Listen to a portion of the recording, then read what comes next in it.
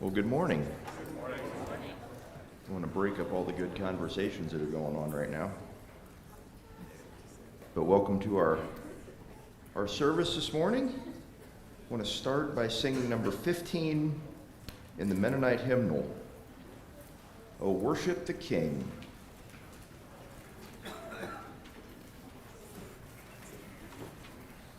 The reason we're here this morning.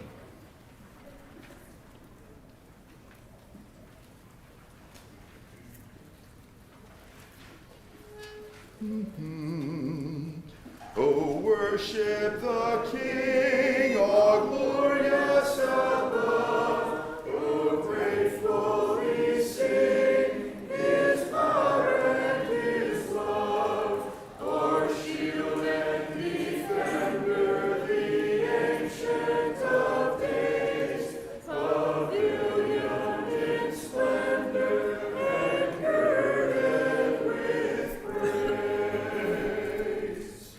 Oh, tell of his might, oh, sing of his grace, whose robe is the light, whose canopy stays, his chariots of wrath the deep thunder clouds form, and dark is his path on the wings of the storm. Thy bountiful care, what tongue can recite? It breathes in the air, it shines in the light, it streams from the hills, it descends to the plain, and sweetly distills in the dew and the rain. Frail children of dust and feeble as frail, in thee do we trust, nor find thee to fail. Thy mercies how tender, how firm to the end, our Maker, Defender, Redeemer, and Friend. Let's turn to song number 358. And I guess when we go through these stories, I'm struck by Daniel and who he was, and we were talking this morning that, the circumstances around him helped make who he was. I mean, he wasn't there by himself, he had other people, but where his family was and anything else, and so he had God. That's who he had. That was it. And this song here, as you see, "Take my life and let it be." And we're going to sing all 6 verses. Let's keep them moving, but pay attention to what we're giving to God in this song as we sing it.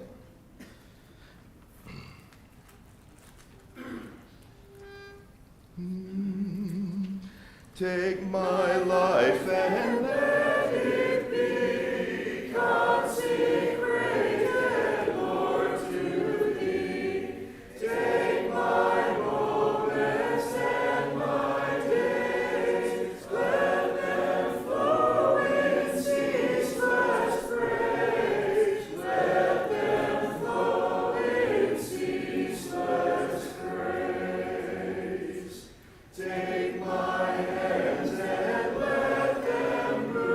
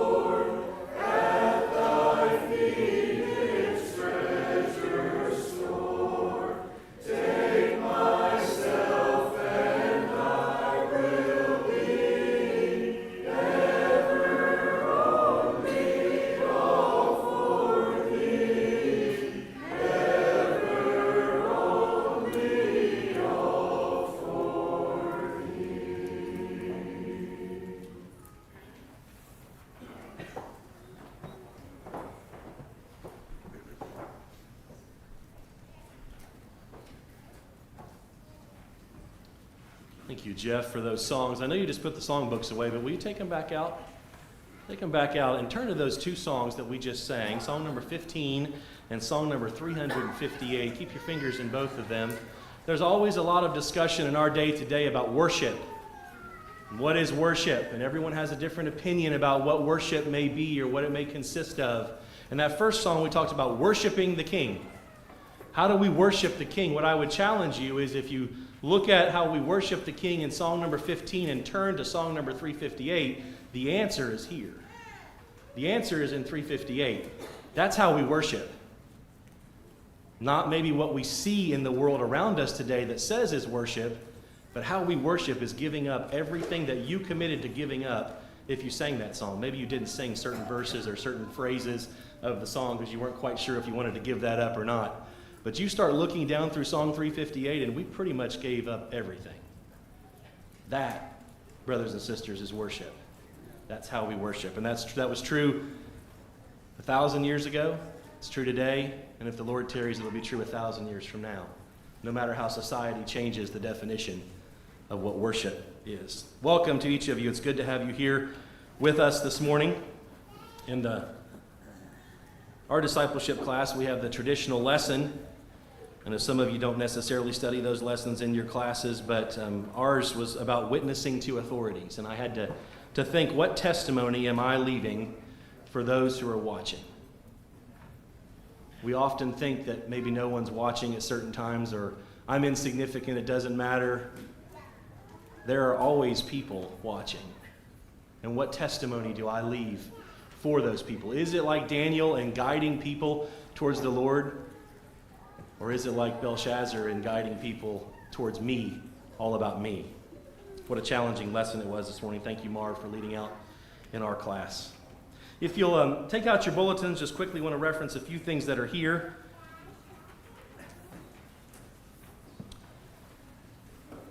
Just wanted to let you know, next Sunday, both Marlins and Tanya and I will be gone.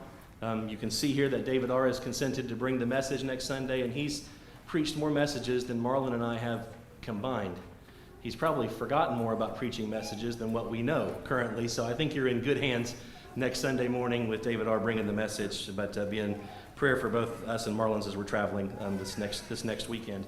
Wednesday evening, we will be meeting in our small groups. If you're not in a small group and you'd like to be plugged in, see Marlon, see myself, we'll be glad to get you plugged into a small group to be able to participate in that particular way. And if you look about halfway down on the right-hand side, you'll see there are two announcements that start Sunday, September 22nd. I want to reference both of those together. That's in 2 weeks from today. We will be blessed by having Loving Hands coming to share with us during the prayer and praise time. Most of you that have been in this church for a while, you remember Loving Hands and the ministry work that's being done. And Brendan will keep us up to date at times of what's happening there. They usually would come historically on a Sunday evening and take an hour's time. They have consented to shrinking that down to 30 minutes and to share a powerful testimony with us about the difference that the Lord can make in our hearts. So would encourage you, Sunday, September 22nd, come and we'll look forward to what they have to share. And we also will have a carry-in in the gym following that day. It's not just specifically for them. We all get to be blessed and benefit by it as well, but we did want to bless and benefit them in coming to share with us. So we will be taking up 2 offerings that morning, just as you're preparing and thinking about that. We'll be taking up one for our normal Sunday morning offering that we would have for the expenses of the church, and then we'll take up an offering for their ministry as well. So again, we'll announce that maybe next Sunday to just keep you reminded of coming prepared for 2 offerings that Sunday morning on the 22nd. It's also mentioned here, and in fact, before I do this, maybe I'll just invite David and Brendan, if the two of you want to work your way to the front here. I know you both have an announcement I'll have you give here in just a moment. You'll see that we are using the month of September to be able to bless those that have suffered from the flood recently. If you have funds you'd like to give, please see Ollie and Michelle. Give that to them directly. They'll be able to get those funds designated into the appropriate places and funds. And then at the very bottom of the right-hand side, there's a couple of dates of things that are coming up in the future. We just invite you to put those on your calendar. Make sure you participate in those. Another opportunity to be able to fellowship with the congregation. So David, if you would come, and then Brendan, if you would come right after that and share your announcement.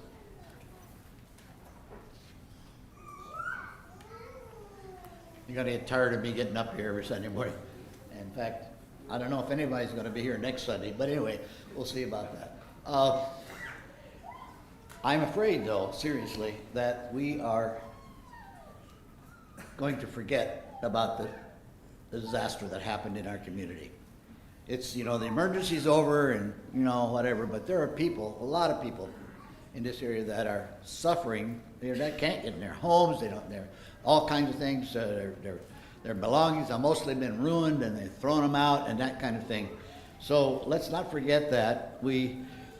For the rest of this year, there's going to be a lot of work to be done.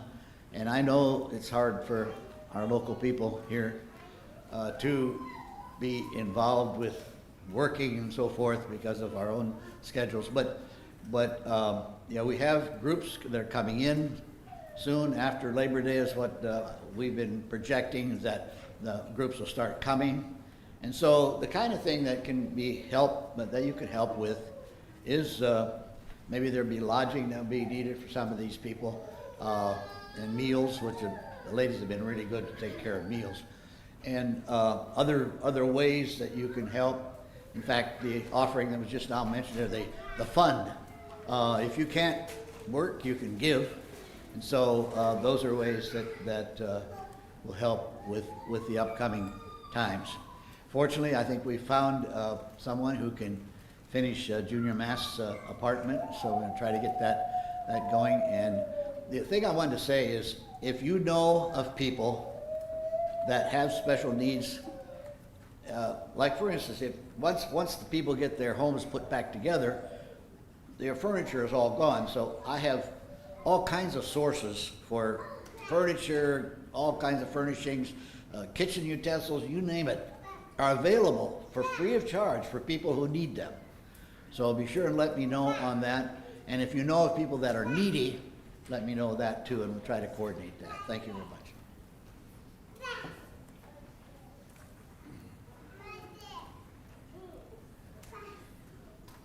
Good morning. Just a couple things. First of all, thank you guys for praying for, I know many of you have reached out about my back, and just we sang that line, feeble as frail, at that one song, and I was like, hey, that was me this week. So I'm thankful to be walking today. I'll just leave it at that. Concerning Loving Hands, fourth Saturday of every month, if anybody's able to go, you're welcome to join me to go up there every fourth Saturday. I know Jeff's been going a time or two. I appreciate that. I'm up here, though, to announce again the Prison Crusade. The deadline is next Monday to sign up, September 16th. And just wanted to kind of take just a couple minutes, maybe for some of you that have no idea what this is about, except you know it's prison. I'm going to just really quickly walk you through the weekend, just to kind of give you a picture. I wish I'd have got somebody who's actually gone besides me to come up here and share, but I'm just going to do it real quick, just to kind of give you an idea of what you're going to be volunteering for. Worship, he talked about. This is an opportunity to worship the Lord through sharing. So it starts on, the dates are December 4th through the 8th. December 4th is a Wednesday, so you would drive up, we would drive up Wednesday. Check-in is between like 4 and 5, 6, somewhere. You check in, you register, and then that evening they have a meal, and then they kind of have a, I don't know if they call it a rally or just for the volunteers, kind of a prep time together where someone speaks, there's singing together. It's just a good time of fellowship, kind of as a group preparing us as a group to go into prison. So that's Wednesday night. It's a good evening together. I shouldn't even say this, you don't have to be there for that, but you have to be there for that. It's just a good time together. Then Thursday morning, you get up early and come back to the church. Red Oak Church is where we meet for our main gatherings. And that's when they get the people from the state to come in to go through all the legalities of, and if you've been through one of those sessions, you've been through them all. They're boring, but they're necessary and they're required by law. They give you all the do's and don'ts of going into prison. You do that Thursday morning. You have lunch together, and you're divided up into your individual groups that are going into prison, the different prisons. And then starting Thursday around lunchtime, you're sent out. And I'm not sure how many prisons there's doing this year. There's usually, I'd say, between maybe 8, 12, 14. I think they depend a little bit on how many volunteers they get. So the more of us that go, the more outreach we can have up there. So that's on Thursday afternoon. I'm trying to remember if on Thursday night, do they have another gathering Thursday night? No, I don't think so.